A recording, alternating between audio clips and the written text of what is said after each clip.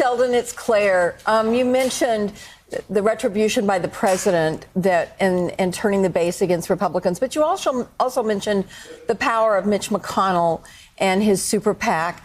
I don't think people have really talked about that this week.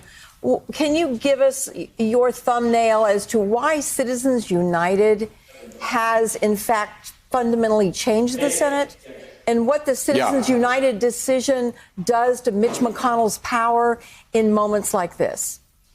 Well, as you remember, Claire, there are probably a handful, maybe 6 to 10 major Republican donor interests, all of whom are now able to spend unlimited money in politics. And not only that, hide that it's them when they spend that unlimited money in politics.